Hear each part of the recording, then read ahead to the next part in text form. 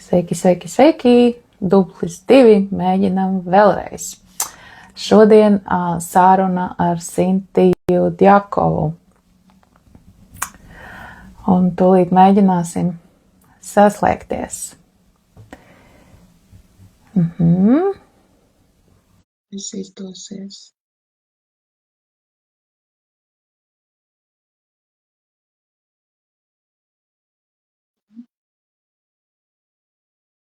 Kaut kas visu laiku nesanāk.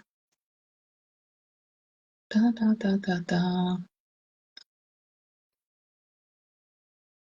Kāpēc tā?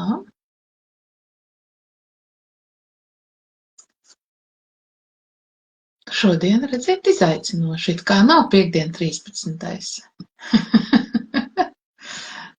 Bet kaut ko mums te negrib saslēgties. Bet nu tā ar tām tehnoloģijām ir, vai ne? Kā spiežu accept, bet nē. Jā, mēģinām saslēgties, bet kaut kas mums te neizdodas, Intī. Es nezinu, kāpēc. Nevar saprast, kāpēc. Tomēr varbūt ar... Jā.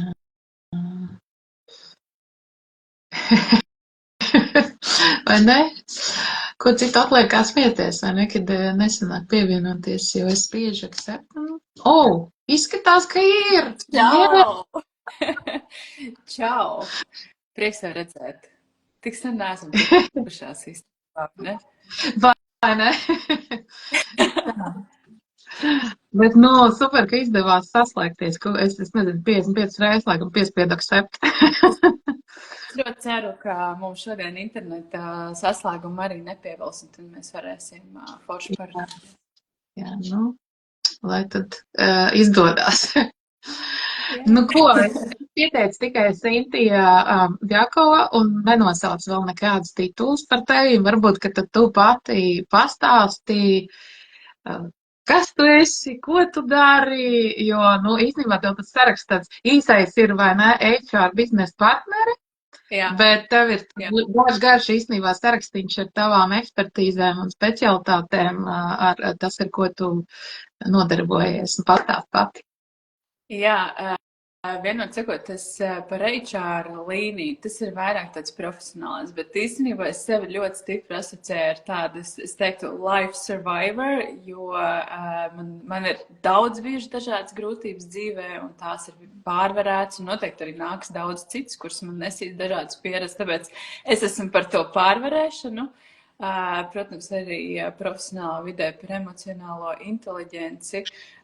Šobrīd strādāju loģistikas uzņēmumā, iepriekš fintechos un startupos un dažādos citos uzņēmumos, kas tā kā nesis to, es teiktu, dažādīgo pieredzi arī gan ne tikai darbā ar vadītājiem, bet arī pašai izpratnē par dažādiem nozaru segmentiem. Emocionāla inteliģence, tas ir kaut kas, ar ko es elpoju katru dienu darbā ar cilvēkiem un vadītājiem. Tas arī tas, ko es tagad nesu tautās, kā ambasadors, es varētu teikt, ja man tas ļoti sirdī tuvu. Man liekas, tas ir tik ļoti svarīgi un būtiski. Prieks dzirdēt. Jo, zin kā, dažreiz arī sastopoties biznesa vidē ar cilvēkiem ir arī tāda skepsis par to, ka, ko jūs tur ar tām cilvēku ņematies tik daudz un to emocionālo inteliģenci, ko tur var ņemties, bet es ceru, ka šajā sarunā tad arī mēs arī par to, kā ir pieteikumā, kad par darbinieku izaugsmi, par mītiem un tām patiesībām un rīkiem parunāt, bet no sākuma, coachings ir tas, kas mūs saveda kopā, kur mēs iepazināmies, varbūt mazliet pastāst par to, kā tu vispār iepazinies ar coachingu un kā tu nonāci līdz coachingu mācībām, jo tu arī pati esi pabeigusi programmu, tu esi profesionāls coach, un kā tu līdz tam tiki? Šis bija, godīgi sakot, ļoti interesants un dažādīgs ceļš. Tas nebija viennozīmīgi vienos vārtos, kad, vau, es iedigos par coaching, tas bija kaut kas, ko es uzzināju, un tad, es metos apmācībās. Nē, noteikti tā nebija. Īstenībā coaching, lieliski izskaties, paldies, Laura. Tas nāca man īstenībā ļoti tādā smagā veidā, jo es aizgāju pie coacha, nezinot, kas ir coachings, kā tas notiek, ko no tā sagaidīt. Līdz ar to man bija tāda smagāka pieredze, un es nedaudz apsitos, es varētu teikt, tāpēc, ka es nebiju gatava tajā brīdī atvērties. Es nebiju gatava tajā brīdī atzīt sev kaut kādas savas sāpīgās tēmas un pati skaļi vārdos izteikt to, kas man bija nepatīkami dot tajā brīdī risināt. Līdz ar to man ļoti man coaching personīgā sesija nedevās. Es biju ļoti nepateicīgs klients un ļoti noslēgts klients. Nekādā gadījumā es nedevu nevienu atvērtu atbildi. Es zinu, kad ar mani bija grūti, man ļoti žēl man pirmo coachu. Jo es zinu, cik smagi tas ir strādāt ar cilvēku, kurš nav gatavs. Un tajā brīdī varbūt pat man nevajadzēja mesties iekšā un izzināt, es varbūt vienkārši nebiju gatava, un tas arī ir ok. Katram pienāk tas savs gatavības laiks un tā vēlme, jo man liekas arī ļoti svarīgi saprast par to coaching, ka ne visiem to vajag. Ne visi ir gatavi to darīt, un ne visiem tas ir piemērojams. Tā kā tas ir arī tāds, teiksim, tā ēdiens uz katram uz savas gaumas un pieprasījuma bāzes. Bet pēc gadiem... Es varu mazliet iesprāpties šeit ar jautājumu. Varbūt tev uzreiz ir kaut kāds ieteikums tie, kas domā iet pie coacha vai nē, lai nebūtu šitāda pieredze kā tev. Jo tev īstenībā par labi, pēc tam labi, brīnums, ka tu atnāc uz mācībām, pēc tam vēlāk, tu tālāk pastāstīsi to stāstu. Bet principā tu varēji padomāt pilnīgs ja? Es atvainojos, un šito man nekad dzīvēs nevajadzēs. Kas būtu varbūt tavs ieteikums pirms izlēmt, tad, lai nenokļūt šādā situācijā klientam? Noteikti ir jāsaprot sevi pašā, vai es esmu gatavs pieņemt kāds risinājums un lēmums, jo coachings jau nav par tādu dziļu reflektēšanu uz pagātni, ieciklēšanos vai kaut kādām tādām tā kā aizmugures domām. Tas drīzāk ir par risinājumu uz priekšu, tas ir par lēmumiem, par mērķiem, par kaut kādām rīcībām, par commitmentu un ownership pašam pret sevi un savu dzīvi. Līdz ar to varbūt cilvēkam ir jābūt ar apziņu, ka viņš ir gatavs rīkoties, ka viņš ir gatavs spērt to soli, ka viņš ir gatavs atzīt arī tās sāpīgās un nepatīkamās lietas. Jo, ja pat mēs ejam risināt kaut kāds darba jautājums, teiksim, es kā vadītāji, teiksim, C līmeņa vadītāji, es gribētu uzstādīt sev personīgos mērķus, blā, blā, blā. Man ir jāsaprot, ka tas arī būs par manām vērtībām. Līdz ar to, vai es esmu gatavs skaļi izteikt savas vērtības, vai esmu gatavs atzīt, ka vai šis darbs tā kā vai ekspektācijas man atbilst vai neatbilst. Līdz ar to tur arī svarīgi ir noķert to klikšķi ar coachu. Jo coacham arī ir jāveido tā dzirkstēle starp klientu, kas palīdz atvērties, kur rodas tā drošā telpa un veids un vērtība. Plesties, plaukt tā kā ziedam, nevis aizslēgties sevi iekšā, noslēgties un norobežoties. Es domāju, ir jāatrod savs cilvēks, ir jāsaprot, vai tu esi gatavs darīt, vai tu esi gatavs spērt tos soļus praktiski. Un varbūt tad es uzreiz arī provocēšu tev tā, kā lai uzzinu, kurš tad ir, pie kura tad man iet, kurš tad būtu tas īstais, ar kuru man tā dzirkstēle būs. Ir jāmēģina. Noteikti ir jāmēģina iet, teiksim, kontaktēties, varbūt sazvanīties uz demo sesiju, pieteikties un vienkārši aprunāties, jo cilvēciskais faktors strādā arī ļoti, ļoti labi klātienē, un tās klātienes sesijas, man liekas, ir tik ļoti vērtīgas satiekoties. Un starp citu par tām klātienes sesijām interesanti, jo es šobrīd arī darba vidē praktizējos līdz ar to, kā radīt to drošo vidi darba vidē, mēs ejam ārpusē. Mēs ejam uz kafejnīcu, mēs ejam uz parku, mēs ejam staigāt un mēs runājamies. Līdz ar to tāpat varbūt īsa pastaigus vai kafija ar potenciālo coachu un saprot, vai saķeri ir vai nav, vai ir dzirkstēle vai nav. Ok, paldies. Nu, tad atpakaļ pie tā, nu, tas sākums tā, nevis tā, jā, ar coachingu, bet kā tad tu Jā, nonāc līdz tām mācībām? Tas ir vispār apbrīnojami tādā gadījumā. jā, nu sākums, godīgi sakot, bija ļoti draņķīgs. Man bija pilnīgi nositusies vispār vēlmē iet uz coaching, pašai ar sevi strādāt. Gan es domāju, ko gan tie coachi tur vispār saprot, vai viņi vispār saprot un sajāc, ka nevajag uzdot viens un tos pašus jautājumus, jo es taču esmu devis visas tas pareizās atbildes. Un tur ir tas twista moments, tāpēc, ka es tiešām nebiju gatava, un to es apzinos ar šodienas prātu, es to neapzinājos atpakaļ tad.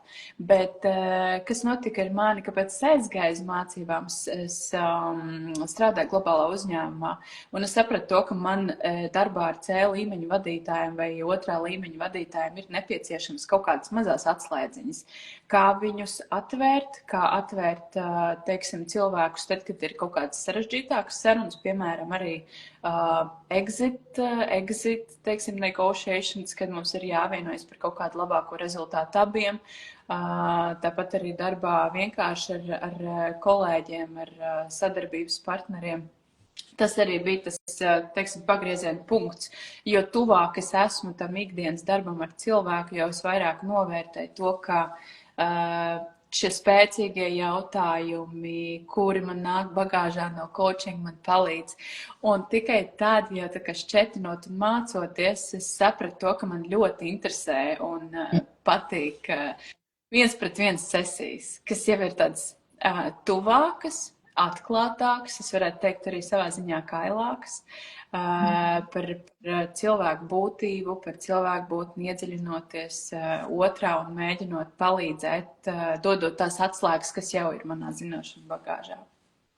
Un tad tagad es dzirdu, jā, ka tu diezgan daudz izmanto no tā, gan ar to domu nāci un arī tiešām izmanto, praktizē ikdienā.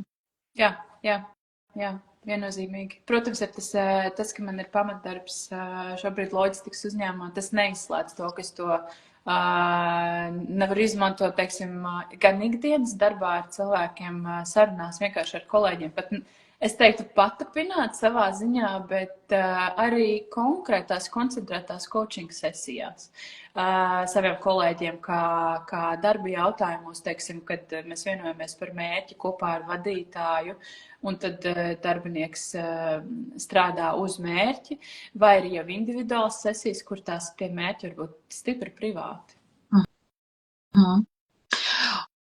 Klau, un tad, kad mazliet par mācībām, arī par to pašu procesu, tad izklausās diezgan tādu jau lielu fokusu gāju uz mācībām, bet es pieļauju, ka varbūt tās tur bija kaut kas, šitam notiek tā. Kaut kāda pārsteiguma momenti negaidītie, un viņi varbūt gan patīkami un nepatīkami, kas varbūt tev pārsteidz mācoties procesā kopumā. Jā, par mācību procesu vispār tas bija tāds, es teiktu, savu veidu piedzīvojums, kas man paliks atmiņā uz visu mūžu, kāpēc, jo es nebiju gatava, ka būs tik daudz prakses. Praksa iet cauri pilnīgi visiem moduļiem, kas bija mācību gaitā. Līdz ar to tas deva to unikālo iespēju vienkārši iet un močīt, praktizēt. Bet te ir atkal vēl viens twista moments. Man bija pašai ar sevi jāstrādā atkal. Man nācās tā kā sevi ieguldīties un šķetināt pašai savus neatbildētos jautājumus, tāpēc, ka, lai arī ļautu otram pārniekam, teiksim tā, praktizēties, man bija jānāk ar savām tēmām un saviem mērķiem. Un nevienmēr bija diezgan vienkārši atrast tos mērķus un definēt, kas ir tas, pie kā es gribu šodien fokusēties, kas ir tas, ko es gribu atšķetināt. Tas bija sarežģītākais, bet man ļoti, ļoti uzrunāja tā pieņemošā vide. Tāpēc, kad coachings jau ir par to, kad we listen, we don't judge. Un līdz ar to ļoti spēcinoši atrasties tādā sabiedrībā, teiksim, tajā fokus grupiņā, kuri arī tajā brīdī mācījās, jo mēs visi bijām par to, ka mēs varam dalīties, ka mēs esam drošā telpā, mēs varam atļauties varbūt vairāk nedaudz tās emocijas parādīt, nekā tas būtu, teiksim, kaut kādās cita veida mācībās. Tā kā noteikti arī jāņem vērā, ka tas būs ļoti stipri intensīvs darbs, kur dienas beigās vienkārši cilvēks var justies kā izžmiegts citroniņš ar, jā, nu, vienot sakot, ir noteikti ar to jārēķinās, un nekādas blakus lietas tur nespīd, neatbildēt uz ziņām, e-pastiem, nebūs vienkārši fiziski tam laika. Bet tas arī, ko vēl es novērtēju, tie ir sagatavotie materiāli par visiem moduļiem, kas ir kā, ritīgs foršs palīgs vai tools, ko es varu izmantot jau vēlāk, kad ir jāvāc, teiksim, tās prakses stundas vai sesijas, lai iet uz eksāmenu. Un pats vērtīgākais vēlreiz tie ir cilvēki satiktie.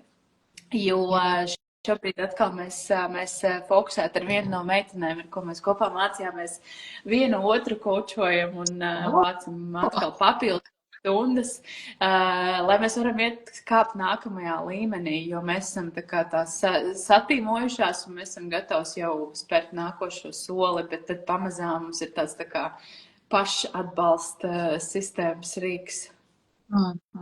Super, man prieks. Mēs nāksim pie tevis. Kolosāli. Klāvi, mēs parunāsim, tūlīt arī iesim tad pie tiem vadības rīkiem un mītiem un patiesībām, bet tīri tev personīgi, kāds bija tavs personīgais, kā varbūt mazliet no profesionālā pat attejot, ja? Vai kāds tur bija, vai bija iegūms? Viennozīmīgi tas galvenokārt jau tas iemesls, kāpēc es mācījos par coachingu, lai iegūtu tādu nice to have lietu priekš HR. Jo HR, protams, tas ir darbs ar cilvēkiem, un tas jau iekļauj to ikdienas komunikāciju un sasaist, bet tas man likās tāds, tā kā papildus, bet es īstenībā nebiju tajā brīdī izsvērus, ka tas varētu būt atsevišķa profesija vai atsevišķa lieta, kurā fokusēties un darboties. Līdz ar to tas arī pavērās tāds tā kā vēl viens durtiņš, ko es varu dzīvē izmantot vai kaut kādā savā ziņā realizēt arī pati sev vai pati savas ambīcijas vai tās vēlmes, tā kā palīdzēt citiem, jo tas ir kaut kas par mani, ka man gribas atbalstīt, palīdzēt, supportēt, kaut kā dot to enerģiju no sevis, lai ieguldītos citos, un tad man ļoti iedvesmo, kad es redzu, ka cilvēki aug un plaukst. Bet vadītājiem arī būtu ļoti vērtīgi, jo tas, ko es novēroju savā uzņēmumā šobrīd un iepriekš, vadītājiem tā emocionālā inteliģence vai tā izpratne par pieņemošu vidi, spēcīgie jautājumi ir būtisks tāds pavērsiens, kas viņiem tā kā iedotu izpratni, kā labāk, efektīvāk strādāt ar komandām, kā atraisīt viens pret viens sarunās savus padotos un tam līdzīgi. Tad tu jau iesāki, tad varbūt arī virzīsimies uz to fitness vai darba vidi, ja, kā tad ir, kas ir tie instrumenti darbinieku izaugsmai un droši vien, ka coaching kontekstā, kas tad ir tie, ar ko tu esi saskārusies, kas ir tie mīti vai aplamības, ko domā, kā tas ir vai kas tas ir, kas ir tavā pieredzē tādas spilgtākie momenti, ar ko tu. Protams, organizācijā, tad, kad mēs runājam par coachingu, pirmkārt ir ļoti daudz stereotipu par to, vai tas tiešām ir droši runāt ar HR cilvēku. Ja es tagad atklāšos mazliet par daudz un nedod Dievs, tā cilvēku domas ir par kādu citu darbu, vai par profesijas maiņu, vai par izdegšanu, jebko, vai pat par personīgām lietām. Tad cilvēki jūt to risku, kā daloties ar HR, tas aizies, protams, ka pie viņa tiešā vadītāja vai pie citiem HR-iem, vai tad ir tā drošā telpa, bet īstenībā to jau rada tā personīgā komunikācija un tas saiknes, varētu tā teikt.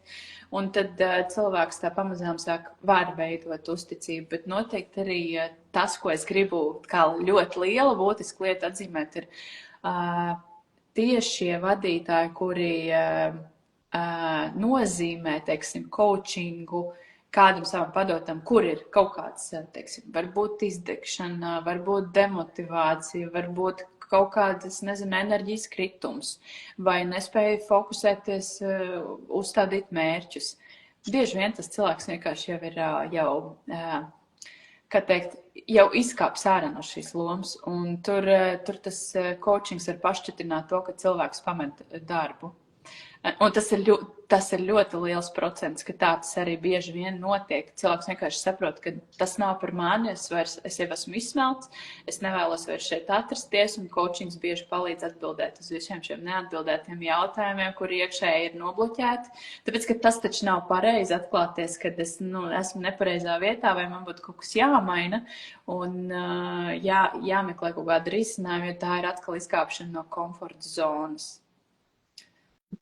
Un kā ir tavā pieredzē, cik nav pēc tam tā, ka tev tur nāk ar dusmīgu seju un saka, ko tu izdarīji, Sintija? Ir bijis tā, starp citu, fun fact, es esmu man ir atsevišķi kabinets, esmu savā kabinetā ieviesusi raudamās salvetes. Jo tas ir tas, ko man padodas izdarīt, nevis negatīvā nozīmē, bet kaut kā atvērt vai atšķitināt, ir tāda mazā āķita, kā atvērt tās emocijas, un tad bieži vien cilvēki saka, ko tu izdarīji ar mani, tu man tā atvēri, ka man izgāzās tik daudz ārā, ko es nebiju gatavs, un tajā brīdī vispār pat nebija iedomājis, ka man kaut kas tik tāds iekšā ir sakrājies, ka tas veļās vienkārši ārā aumeļām. Tā kā tas ir viens tāds aspekts, ko cilvēki bieži vien tagad paskatās, ko tu dari ar cilvēkiem, ka viņi nāk noraudājušies ārā no tevis. Bet viennozīmīgi ir arī tie, kuri nedodās, un ir tādi, kā es biju iepriekš pāris gadus atpakaļ, kas negrib atbildēt uz jautājumiem, paplašināt, strādāt ar sevi, uzņemties atbildību par to, ko viņi ir paši sev pielēmuši kā nākamos rīcības punktus, tikai tāpēc, ka viņi to neuzsver tik nopietni, ja tas nāks caur darba vidi, kur viņiem nav tieši jāmaksā par savu izaugsmi, jo tur atkal tas maksāšanas process šobrīd strādā tādā ziņā, ka, ja es iegūtu no sava naudas maciņa, iespējams, ka man vienkārši būs tāds lielāks komitments izpildīt to, ko es esmu sev pati apsolījusi. Nekā, ja tas ir pavēlti, tad tas liekas, ka dodas vieglāk, un tas netiek tik ļoti novērtēts. Bet to tu redzi, ka tas tā ir organizācijas iekšienē, ja tomēr mēdz tikai nenovērtēt līdz galam šo iespēju, jo tas ir bez maksas. Tāpēc, ka tas ir bez maksas, jo teorētiski man jau maksā uzņēmums par to, ka es savas kompetences izpildu darba vidē. Līdz ar to tas cilvēks pats neieguldās, bet ir arī ļoti krāsi pretēji gadījumi, kur man pilnīgi tā kā pajautā, vai mēs varam sarunāt coaching sesijas, cik bieži mēs varam, cik tev laika kapacitāte atļauj. Un tad mēs tiekamies un darbojamies ar tiem, kuri tiešām aktīvi paši proaktīvi nāk un grib un, teiksim tā, step up for yourself. Tā kā līdz ar to beigu forši ar tiem strādāt. Bet ir grūtības ar tiem, ko vadītāji nozīmē aiziet pie Sintīs, parunāties tur pa tiem mērķiem. Vēl pie tiem mītiem, šis bija viens tāds, kā es tur atklāšos, vai tur varēs, vai, un es saprotu, ka, vai tur Sintī kaut ko, vai kāds cits speciālists, kas arī coaching izmanto, vai tur nepastāstīs tālāk. Man tā kā divi jautājumi, reiz rodās, kā tu tiec ar to galā, vai tev nav tiešām tā, ka, kā gribētos pastāstīt kaut kur tālāk? Jā, tā provocēja tagad, jā. Un otrs ir, kā tad viņi tomēr to pārvar un aiziet pie tevis? Noteikti man nekasās pastāstīt kādam. Jo tajā brīdī, kad es esmu ar to cilvēku, es esmu viņam, es gribu viņam darīt labu, un man nav nolūks nodarīt, teiksim, kaut kādu kaitējumu vai ļaunumu. Līdz ar to tur ir tā runa par pieņemšanu, par pieņemošu, atvērtu un atklātu sarunu. Tā pašā laikā, protams, mēs neaizmirsīsim par teiksim tā, koča ētikas norunām, kas arī ir ļoti, ļoti būtiska lieta, kam ir vērts arī būt un tam arī ir vieta. Bet runājot par to telpu, telpai ir ļoti liela nozīme. Ne visi ir gatavi atvērties office telpās, tāpēc arī mēs ejam ārā. Mēs arī pašā sākumā vienojamies par to, kā tu jūties šeit. Varbūt mēģinām kaut kur citur. Kas ir tas, kas tev varbūt varētu palīdzēt atvērties, vai kura gaisotne ir tā, ko tu labprātāk izvēlētos, lai mēs veidotu sarunu? Varbūt, kas ir tie riski, kas tev var traucēt, no kā tu baidies. Un šīs lietas arī ir vērts izrunāt pirms vispār lekt iekšā tajā īstajā sulīgajā sarunā. Lai tā kā saprastu tās robežas, saprastu, kur ir kaut kādi faktori, kas var ietekmēt, jo tikko kā kāds pieklāvēs pie durvīm, kabinetā viss noraus to domu, noraus to sajūtu, atvērtību, un tā sesija būs, teiksim, tā jau galā. Jo nav vienkārši atgūt atpakaļ to vilni, un līdz ar to tā, protams, drošā vide. Un es esmu, kādas esmu, un tādas esmu vienmēr, un cilvēki ir iepazinuši mani šeit, un viņi ir varbūt savā ziņā pieraduši, un esmu ieguvusi uzticību. Līdz ar to es jūtos, protams, ārkārtīgi gandarīta, kā mana personība un tāda, kādas esmu ar visām savām vērtībām, man tas ir daudz palīdzējis arī iegūt un iekarot tās sirdis uzņēmumā, lai cilvēki justos pietiekoši droši, pieklāvēt pie manām durvīm un pajautāt, vai mēs varam aprunāties. Tas pilnīgi tā liekas, cik skaisti. Kā pavērties saviem darbiniekiem, kad ir tik brīnišķīgs speciālists. Un es gribēju mazliet vienkārši piebilst arī, ka tā līdzīgi ir arī tad, kad nāk ārējais kočs, bieži vien ir tā, kad ir jautājums, kurā vietā tikties, īstenībā pat labi ir, ja, kad ir kaut kur nevis kočs nāk uz uzņēmumu un tur kādā telpā to dara, bet arī, ka pie viņa. Pie koča tiek darbinieki iet un dara, kā tas arī tāda taistība, jā, kā tas tā ir. Es esmu domājis par tiem no malas pieaicinātajiem kočiem, ko koči parasti teiksim tā, ir kādam no vadītājiem ir pieprasījums, ka nepieciešams tur mums uzaicināt koču vai komandai vai individuāli, un tad mācību speciālists, teiksim, L&D sazinās, tur apzina, teiksim, 3 kočus vai 5, un cik viņi tur gribas apzināt, uzaicina tur kādu uz sarunu, un tad vadītājs saka, jā, šis būs gan labs, lai viņš nāk tur nokočo manu komandu. Un tad ienāk šis cilvēks, un tur arī var būt ļoti liels tāds aplausiens, tāpēc, ka vai nu ir tas kontakts ar komandu, vai nu nav. Un īstenībā, ja kādās no kultūrām strādā tas tā arrangement laulība, kur saved divus, un viņiem jāprecās un jātaisa ģimene un tas connections, tad coachings točna nav par to. Nav iespējams. Jā, bet tas ir normāli, tātad, ja piemēram, tu apskaties mājaslapu, tu liekas, super, šis cilvēks man patīk, un tu satiec dzīvē, uz to sarunu, un tu saproti, ka, nav tā, ka tur viens kaut kāds nerektīgs vai otrs, vienkārši, nav mans cilvēks, un ir vērts skatīt. Jā, viennozīmīgi. Klau, vai ir vēl kaut kāds tāds populārs mīts, kad liekas, šitas atkal te parādās, vai kur tu dzirdi, vai redzi, vai piedzīvo vēl bez šī, ko tu minēji, ka tāda bailēm, kā tas būs, vai tik tur nepastāstīs, un vai būs komplimenti.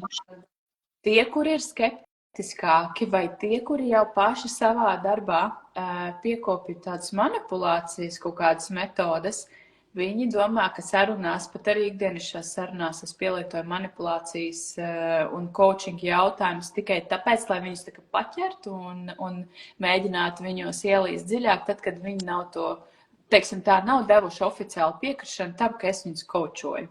Jo cilvēki apzinoties to, ka hei, tam cilvēkam ir coaching certifikāts, tātad viņam ir kaut kādas tādas prasmes, ko viņš pret mani izmantos negatīvā nozīmē, un tāpēc es tā aizveros, es sargājos un es nepielaižu sev klāt.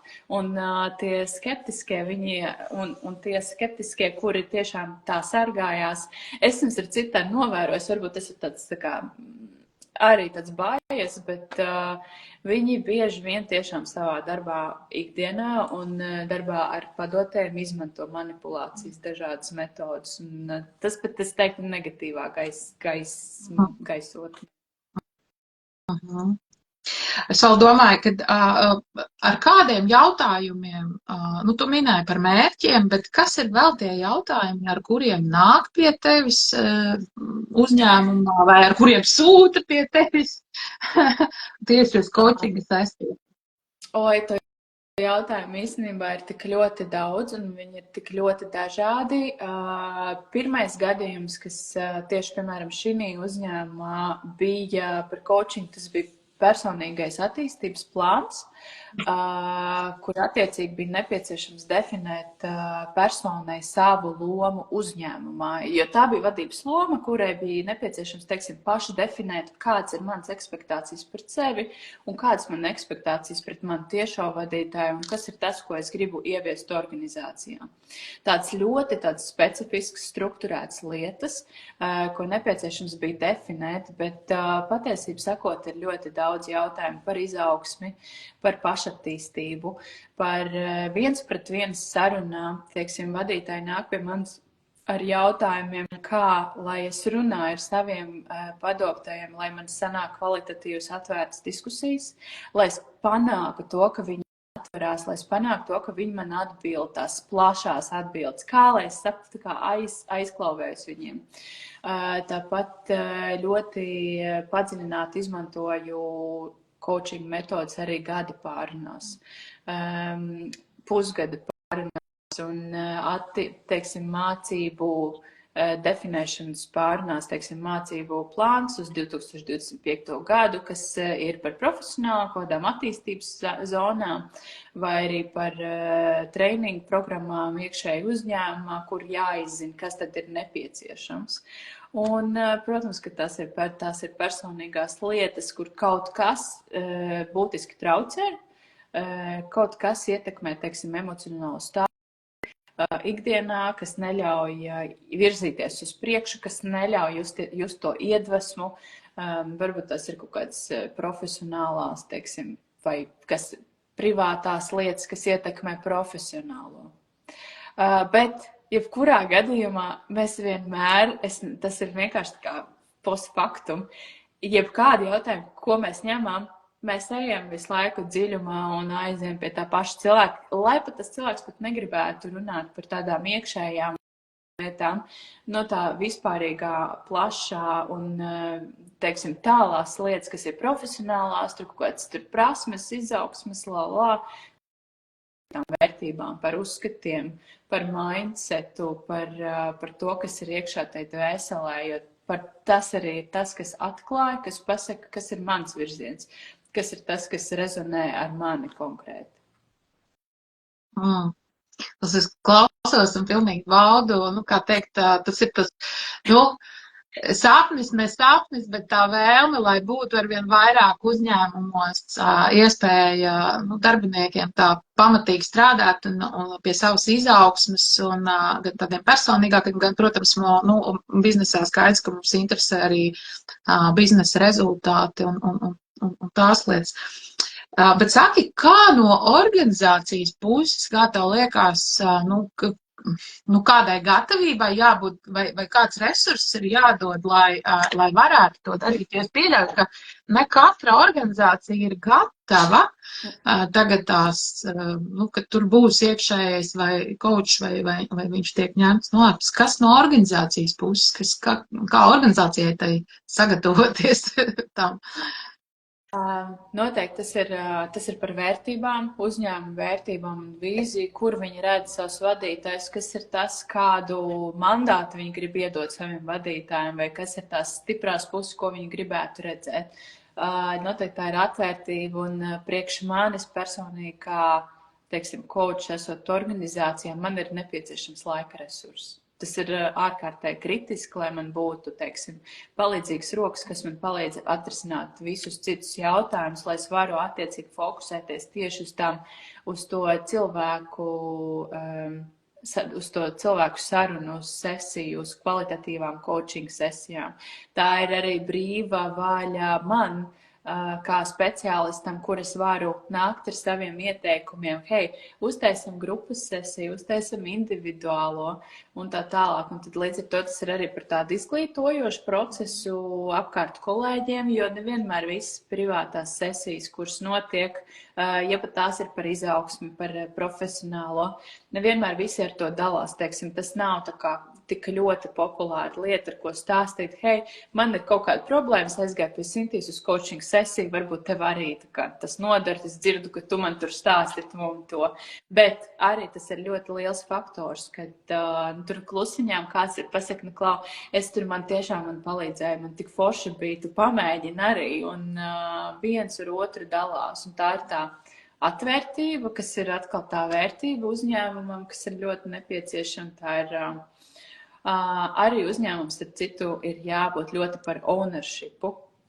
Kāpēc? Tāpēc, ka mēs paši esam savas dzīves noteicēji, un ja mēs tā jūtamies, un mums uzņēmumā, organizācijā vibrē tā vērtība vai tā vīzija un izpratne par dzīvi, tad mēs arī jūtamies pietiekoši droši nākt, pieklauvēt, pajautāt, vai ir tāda iespēja, kad tāda iespēja ir, un pieņemt tos nākamos soļus. Tad izklausās, ka tavā uzņēmumā nav jācīnās par to, lai būtu coachings. Manā uzņēmumā viennozīmīgi nav jācīnās, bet man ir pašai jācīnās ar savu laiku, jo tas ir mans vienīgais ierobežojošais faktors. Protams, arī tas ir tāds fiziskais vai enerģijas faktors, kas ir ļoti, ļoti svarīgs, jo nav iespējams, ka es aiziešu, teiksim, 9 no rīta uz darbu un paņemšot, nobliezīšu 6 coaching sesijas katru dienu. Tas arī resurss izsmeļās, līdz ar to man ir jājūt, cik un jākontrolē, cik es varu atļauties, jāierobežo, un atkal tas ierobežojušies mans personīgais laika faktors ierobežo tos, kur pārējie visi grib pieteikties. Teiksim, tur Latvijā ir tik cilvēki, Lietuvā tik, Igaunijā tik, un vēl citās valstīs tik, un es esmu viena. Šobrīd es esmu viena, bet mums tur citu uzņēmumā būs vēl viena meitene, kurā apmācības izies. Tā kā mēs būsim 2, un tad mēs varēsim nobliest coachingu.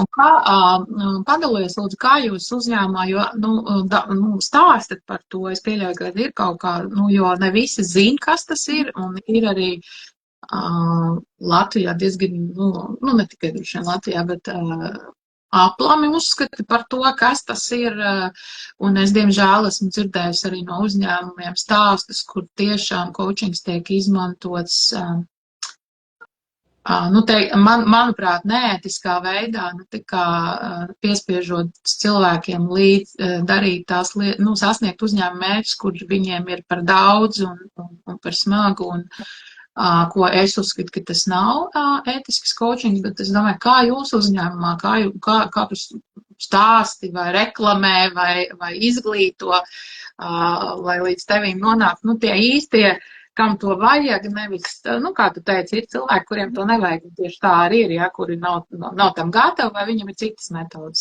pielietojums. Kā tu reklamē vai stāsti izglīto?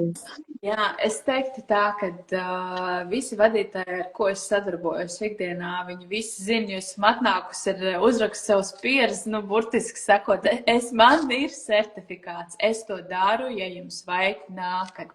Un es vienkārši eju un atklāt stāstu par to, kādas man ir kompetences, kāda man ir, teiksim, izglītības backgrounds un tas, kas man patīk, jo es esmu pati ar tādu, es teiktu, kaislību par to, un līdz ar to es ļoti bieži arī sarunās ar vadītāju, kad ir nepieciešams dot kaut kādu padomu, es integrēju dažādas lietas no coaching, ko es zinu, ko es varu tālāk nodot, kas viņiem palīdzēs. Un līdz ar to tas tajā brīdī, kad viņi jau saprot to vērtību, ka tas, ko es iedodu tam vadītājam, viņš to novērtē, izmanto un tas strādā, tad jau paiet tālāk, tad atverās jau mazliet vairāk, teiksim, tās čakras, kas ved tos ceļus pie manis. Bet viennozīmīgi mums ir arī mentoringa teiksim, tāds programma ar vairākiem moduļiem, kur arī mēs runājam par dažādiem rīkiem, ko iespējams izmantot. Tā kā L&D komanda man ļoti palīdz arī mani atbalstīt un padot tās ziņas tālāk par to, kādas kompetences un kādas iespējas. Jo šobrīd arī uzņēmums ir tāds mentoru programma, kurā arī es esmu kā mentors. Un līdz ar to cilvēkiem ir informācija, ka tāda iespēja vispār ir, bet pa lielam es teiktu, ka tas nav no tādiem oficiālākiem komunikācijas rīkiem, kā cilvēki atnāk pat reāli dzirdot to, ka kādam kaut kas ir tur forši bijis, vai kaut kur emocijas ir atvērušās tā, kā nav gaidīts, un kaut kas tā kā ieintriģējošs tāds, vai vadītājs pats ir novērtējis, redzējis, tad arī drīzāk tā fiziskā pieredze nekā izlasītā pieredze. Un, ja mēs tā varbūt paskatāmies uz nākotni, un arī, tu kā eksperts personāla lauciņā un organizāciju kontekstā, kā tu redzi, uz perspektīvā uz priekšu coachingam, kāda nākotne vai kā viņu izmantos vai neizmantos, kā tu redzi to tādā nākotnes perspektīvā?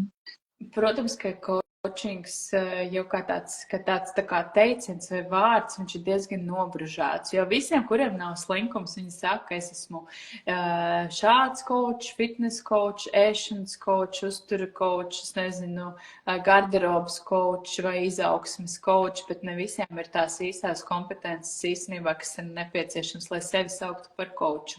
Un tad līdz ar to tā kā nobružājas tas teiciens, tad liekas, ka kas tad tas kaut kā tur jau pārgāju sēri, jo visi jau mēs esam coachi, bet patiesībā sakot, tas ļoti ir es jau atkal atgriežos pie tās emocionālās inteliģences, jo tas ir par to izzināšanas faktoru, par to, ka mēs paši izzinām gan sevi, gan arī apkārtējo pasauli, un tas paliek arvien tāda dziļāka lieta, kurā mēs fokusējamies, jo agrāk jau cilvēkiem nebija tik ļoti varbūt pieejams informācijas vai plašas tādas iespējas saprast, ka ir kaut kas vairāk aiz tā horizonta redzamā, arī par sevi runājot, un līdz ar to, protams, vadītāji šobrīd jau vairāk tendē skatās uz to, kā atšķitināt, teiksim, kaut kādus komandas konfliktus, vadības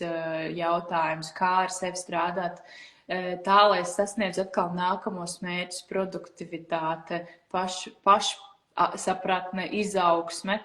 Tā kā es noteikti esmu pārliecināta, ka coachings kā tāds ies tālāk, atvērs kaut kādas lielākas robežas, jo starp citu arī es esmu mēģinājusi mākslīgajā intelektā pajautāt, tur paspēlēties ar dažādiem jautājumiem, lai man tur pakočo. Ļoti interesanti, bet tas strādā, bet tikai tad, kad tev ir tā apziņā, ko tev vajadzētu priekš sevis atbildēt, bet godīgi sakot, tas nestrādās nekad līdz galam, tāpēc, ka nav tas cilvēciskais faktors, kurš tev atļaut atvērties, kurš atļaut tev izrādīt tās emocijas, just to otrā atbalstošo un pieņemošo klātbūtni, jo par cilvēku vērtībām atkal tas neieies tik dziļi. Bet cilvēkam ir, tad, kad cilvēks un vadītājs zina tās kompetences un reāli to spēju un māk un saprot, kā pielietot, var ļoti jaudīgus rezultātus darbā sasniegt. Un profesionālā dzīvē, darbā ar komandām, darbā ar sadarbības partneriem. Tagad tas ir ļoti vērtīgs rīks. Un, Klau, man vēl ienāca jautājums prātā, ka tev ir starptautisks uzņēmums, kur ir dažādas valstis, un droši vien, ka tev tad arī ir izdevies no dažādām valstīm darbinieks coachot. Vai ir kaut kāda atšķirība, nezinu, jautājumos, izpratnē, mītules, vai ir vienkārši cilvēki un that's it? Ir tādas, tā kā es teiktu, personiskie ierobežojušie faktori ļoti attiecinām uz kultūras iezīmēm. Piemēram, profesijas izvēle, kur ir kultūras, kurās ir ok, ka ģimene to pasaka, tu mācīsies tajā profesijā, vai arī tu neesi mūsu ģimene. Un tad ir ļoti grūti strādāt ar tādiem pieņēmumiem, kur ir ierobežojušie faktori, kur tevi ļoti dziļi ietekmē. Un tad varbūt mēs tā kā fokusējamies pat ne uz to profesionālo pusi, bet uz to, ko mēs varam darīt papildus, kas ir tas, kas tev iedvesmo ikdienā, varbūt ir kaut kādas papildus hobiju lietas, kas tev papildina kā cilvēku būtni, lai nenotrūlinātu to sajūtu, ka tu atdod visu savu enerģiju tikai vienā virzienā, kur tu nejūti to jaudu atgrieztisko atpakaļ. Jo, ja mēs runājam par darbu, tā ir tik ļoti liela mūsu dzīves daļa, kurā mēs iztērējam to enerģiju, bet gribās, lai jau tas nes kaut kādu iedvesmu un tādu izaugsmi un kaut kādu virzību uz priekšu. Kas vēl varētu būt tāds interesants, man pat ir jāpadomā pa lielam, ja mēs runājam par Baltijas valstīm, būtiska atšķirība nav. Mēs visi esam diezgan stipri līdzīgi, bet jā, tās būtiskākās lietas, protams, tas ir jau Indija, Ķīna, varbūt daļai Kazahstāna un tās valstis, bet ja mēs runājam tā par Eiropu, tad mēs esam diezgan līdzīgi cilvēki. Mēs visi esam emocionāli, mums visos ir savas vērtības, savas vēlmes, un tas ir ok, un tas ir labi. Tā kā, jā. Vēl, tu gan teici, ka īpaši varbūt neatšķirās, bet, gribās tā tomēr, vai Latvijā ir kaut kāds īpašāks mīts, vai patiesībā tieši darbinieku izaugsmes un arī coachinga kontekstā ir tomēr, tā kā tu teici, ka līdzīgi mēs esam. Es domāju, ka Latvijā mēs vēl to neesam tā labi atklājuši. Mēs neesam vēl tā plaši atkoduši, ka tas ir kaut kas, ka tajā ir jauda. Tas ir viennozīmīgi. To zina tikai tāda maza sabiedrības daļa, kā tas strādā, kāpēc tas strādā, jo tāpēc, ka coachings kā tāds ir diezgan, es teiktu, ne visiem pieejams, kāpēc saku ne visiem pieejams, jo pakalpojums kā tāds mēdz būt diezgan dārgs, jo coach jau iegūda sevī tik ļoti lielu laiku un mācības, certifikācijas, prakses stundas, tur miljonus. Un tas viss jau, protams, sasumēs un tas laiks, kur tu vari veltīt šim individuālam cilvēkam arī nav izstiepjams vai kaut kā maināms. Tāpēc pirmkārt tā pakalpojuma pieejamība ne visiem ir. Bet tiem, kuriem ir, ne visi apzinās to vērtību. Vēl pagaidām. Tā kā man liekas, ka par to ir vairāk, es teiktu, jārunā vai pat jāizglīto izglītības iestādēs, kā tas strādā, kāpēc tas strādā, kāpēc tas ir rīks, kāpēc tā ir atsevišķa profesija, ko tas dara, ko tu vari ar to panākt.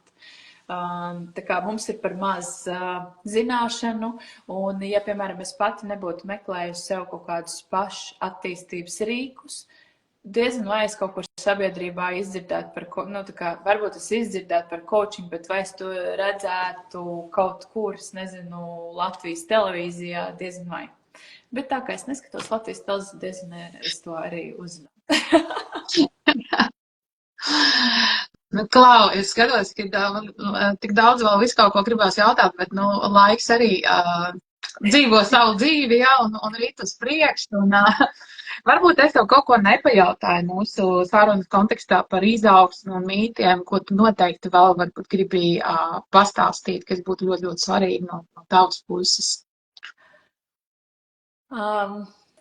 Protams, ka cilvēkiem pašiem, kuri nekad nav saskārušies ar coachingu, bet ir gatavi atvērties, ir gatavi atraisīties, stāstīt, dalīties, izlikt savas domas un visu pastāstīt.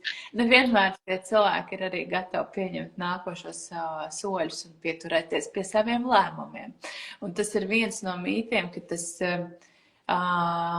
coachings bez pašieguldīt darba dos tev lielu rezultātu. jo lielu rezultātu dos tikai tavi soļi, tikai tavi lēmumi un tas, ka tu izkāpsi no komforta zonas un tiešām izdarīsi to, ko tu pats sevi apsolījis, jo beigalā ne jau tas ir man vajadzīgs, bet tas arī vajadzīgs ir tam klientam.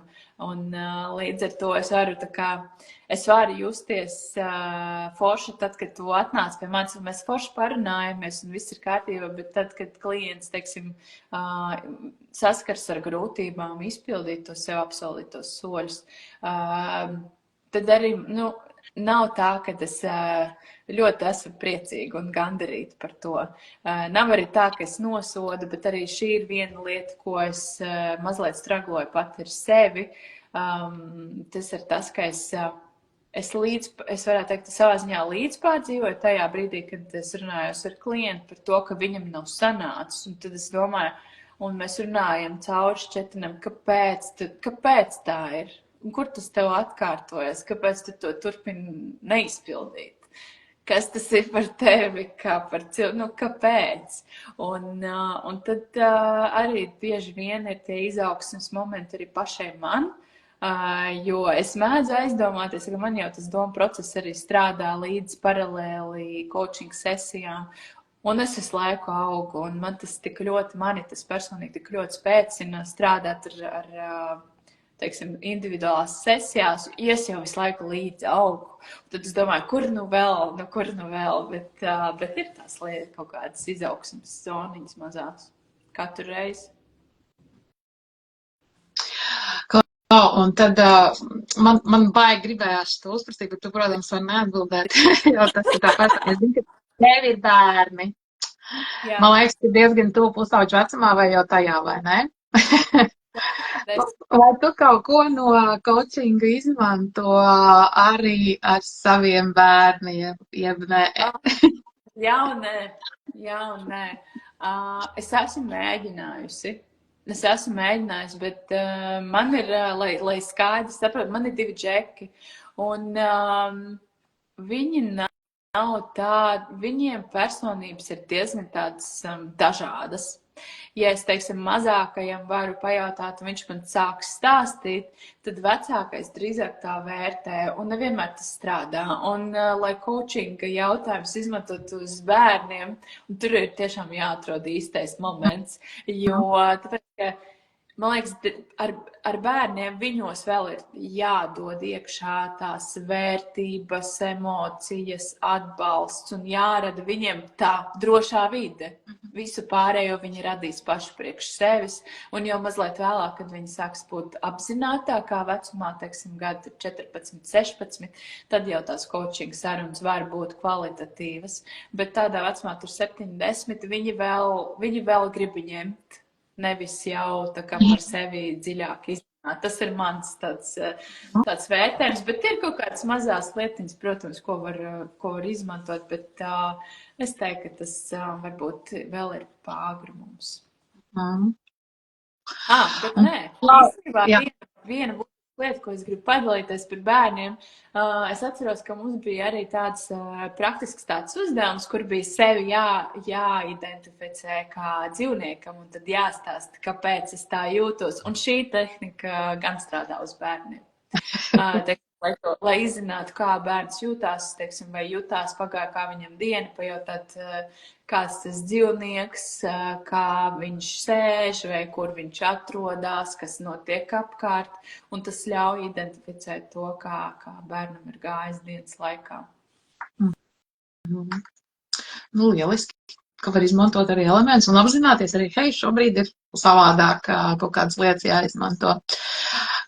Es vēl gribēju jautāt, tiem, kas varbūt ir pārdomās, vai vajag mācīties, vai nevajag mācīties coachingu, kas būtu tavs novēlējums vai ieteikums? Viennozīmīgi saprast to, ka tas jau nav par to, ka tev nošaus vai nenošaus. Tu paliksi dzīvs vai nepaliksi dzīvs. Var sākt mēģināt, ir šaubas, pamēģināt un saprast. Beig galā, ja galīgi viss ir greizi, tad nolikt nost. Jo neviens jau nepiespiedīs darīt to, ko sirsnīgi nevēlās. Bet no otras puses, tu nepamēģināsi, nekad to neuzzinās. Un ja jau ir tā interese vai jau tas pavadiens jau virzīties tajā virzienā, tad kas tevi attur? Nu, kas tieši tevi attur? Saprast to. Bet viennozīmīgi mēģināt. Tas ir to vērts arī ne tikai izzināt tos rīkus, bet arī daudz ko saprast par sevi, jo tajās praktiskajās nodarbībās tur būs ļoti, ļoti, ļoti intensīvs darbs ar sevi. Un, Klau, nu,